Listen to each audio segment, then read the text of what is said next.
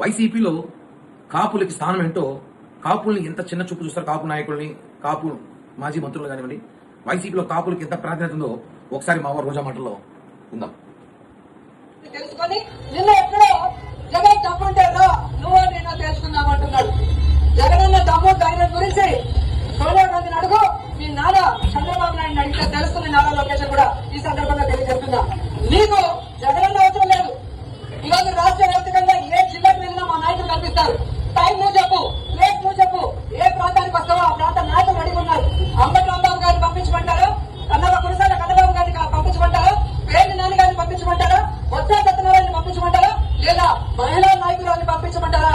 ఈ mega TSC అంటూ mega TSC చూశారు కదా, ఆస్తులు దోచుకోవడానికి, జగన్మోహన్ రెడ్డి బినామీలు కాపలా కాయడానికి, ఆస్తులు దాచిపెట్టుకోవడానికి, డబ్బు సంపాదించడానికి మాత్రం రెడ్లు కావాలి.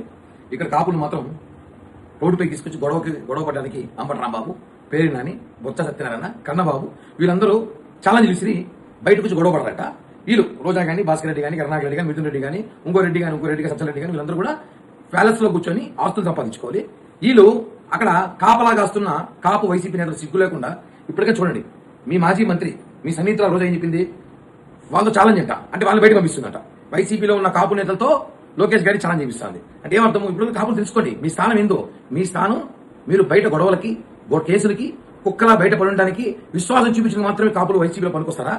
ఉదాహరణ చూడండి, రేపు మళ్ళా ఒకసారి జగన్మోహన్ రెడ్డి ముఖ్యమంత్రి అయితే మీరు అంటున్నారు కదా అవ్వాలని, ఒకవేళ అయితే మీ పరిస్థితి ఏంటి? వాళ్ళు ప్యాలెస్ లోపల, మీరు ప్యాలెస్ బయట చొక్కాలు చూసుకోవడానికి తెలుసుకొని మారండి ఇప్పటికన్నా.